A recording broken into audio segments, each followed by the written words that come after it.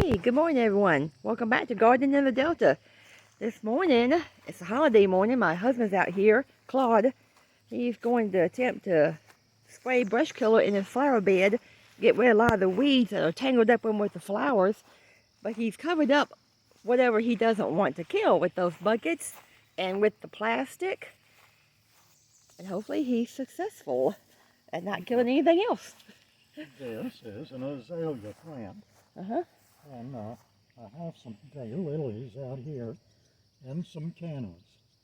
And I think that's about all. I have some roses up on the hillside up there and some azaleas and the fern that you see. Those I want to protect. So, I see a canna right there that I don't have covered up. Would it help to use a hand sprayer as opposed to the hose sprayer? There are too many weeds out here for me to try to tackle individually. By hand, okay. Yeah. Okay. So this seems the lesser of two evils. Okay. And I've got to cover that canna up like that. So can you put it on pause until I find Okay. something to cover it up? Here's something with a cute little blue flower on it. I know you told me that before. That's a vinca. Vinca, yeah. We have lots of that around here. The Vinca's gorgeous. Okay. All right, he did cover up the canna with the plastic garbage bag, and we have a flower bed like this on both sides of the steps.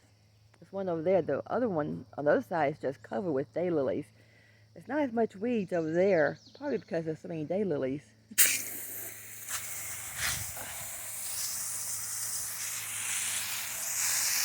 And here's spraying brush killer.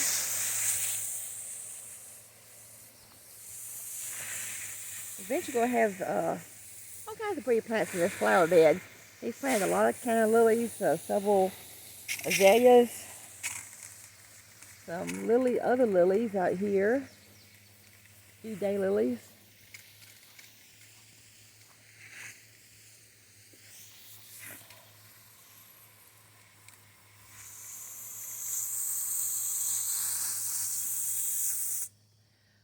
Okay, folks. Do you know how long it would take me to come out here and pull these plants up individually or to spray them individually? Quite a bit of time. Yeah, it would take a long time. And it will take about 2 days for all these to die out. The reason I waited so long and the weeds got so high is because we just have not had any days when it was over 80 degrees for 2 days in a row when it didn't rain. So you've got to have at least 2 days over 80-degree weather plus no rain, because if it rains, of course, it's going to wash the brush killer and the weed killer off. So you have to have at least 2 days, no rain, over 80 degrees. That's right. And what I'm using here is my old faithful brush killer. That would kill anything except your worst enemy. Well, it will kill my worst enemy because these weeds are my worst enemy. well, if it would kill the moles, it'd be great. Oh yeah. If anybody knows anything that will get rid of moles, I need your help. I'll show you that later on. But don't tell me juicy fruit. It won't work. Whatever you tell me, it probably won't work because I've already tried it. We tried everything on the internet. It won't hurt for you to send me an email and tell me maybe what worked for you. Or down in the comments, let us know. Yep. Put down in the comments, because we've tried several things and haven't got rid of them yet. Okay, now, what I've got to do now, since I've covered this half of the area, I've got to take all my buckets and go up on further hillside and cover up the things that I want to save up there. Then I'll be spraying that. And while he's doing that, we're going to check on the plants at the pool and see what they're doing today. I sure hope this isn't taping upside down again, but I don't think it is this time.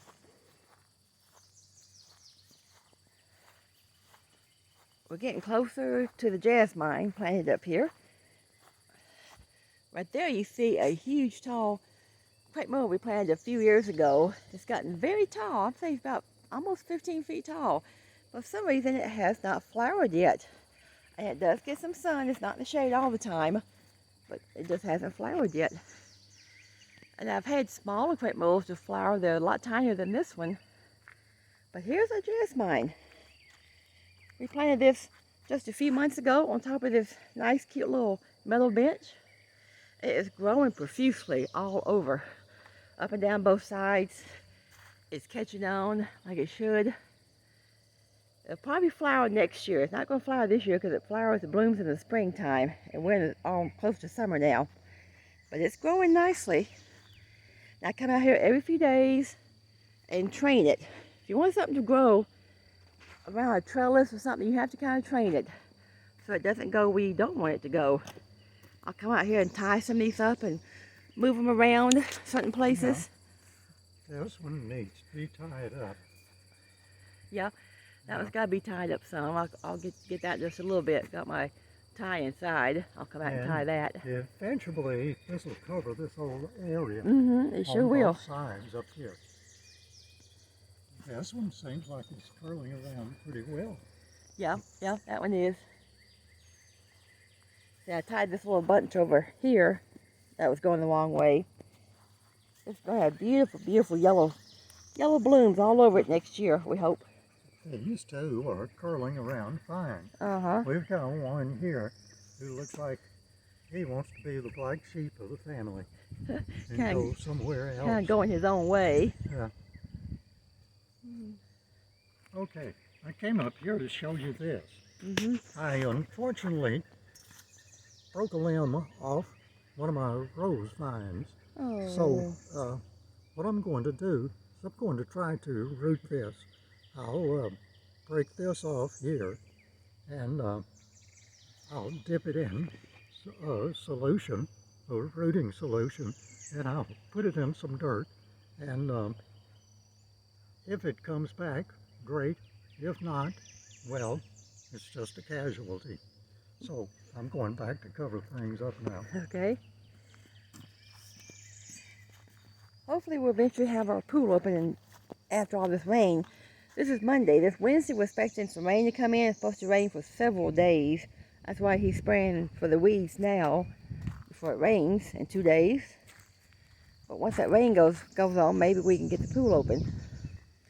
Here's some verbena that is doing fantastic in this pot. That's a perennial, so it should come back next year. And these two pots down here, these two turquoise pots by our little Lady of the Lake there, those have, let me think a minute, caladiums in them. My son gave me a bunch of caladium bulbs for Mother's Day. I planted them and they are coming up. There's one there.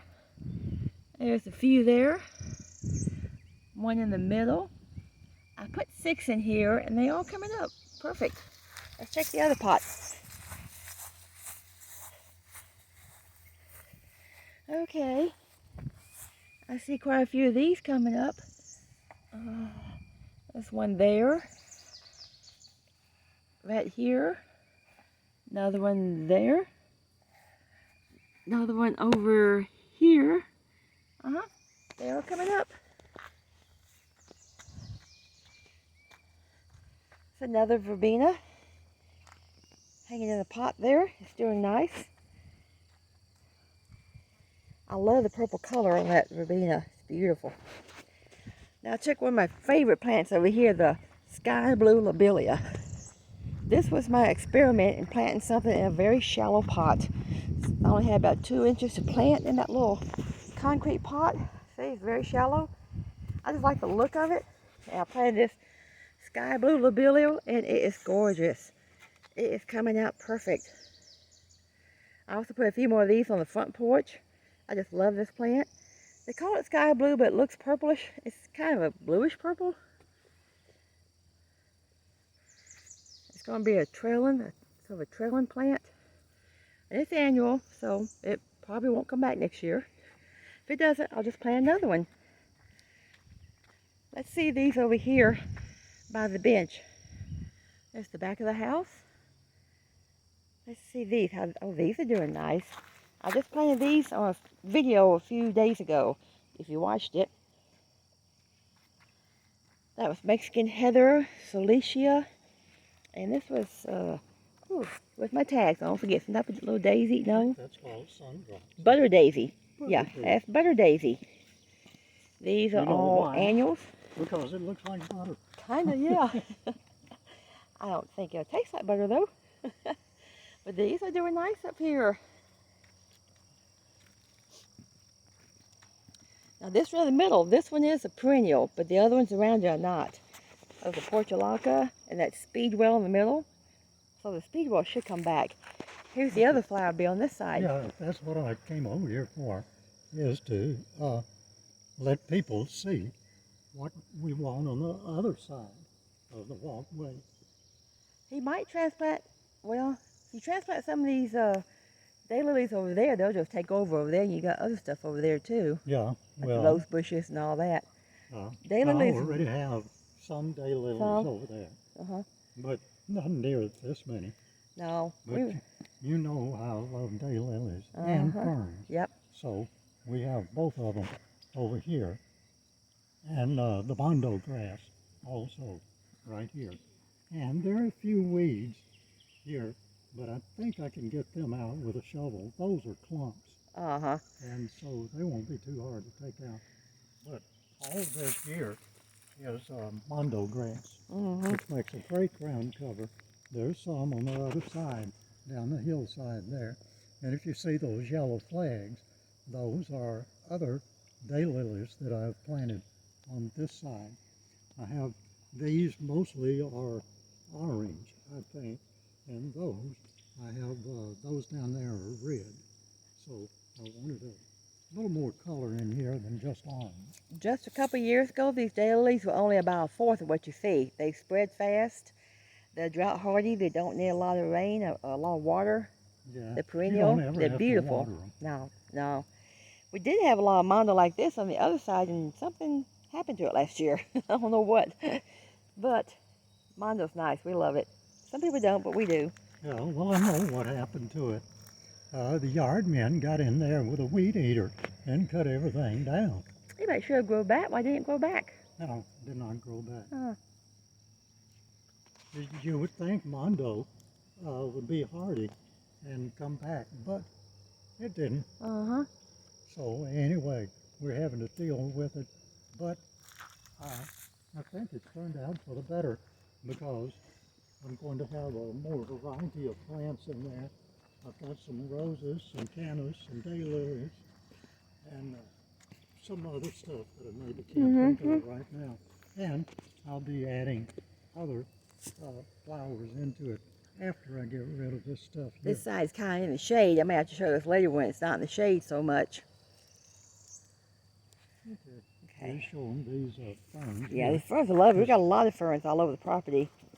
And these are winter hardy too. And anything that made it through this past winter with about 10 days of 0-degree weather. Right, and snow. We got a foot of snow, and this was an unusual winter for us. It hasn't been like this, they said, in 30, 40 years in this part of our area here, this type of winter we had. Okay, we'll end this right here, and I'll catch you on another video. Y'all have a great day. Bye, y'all.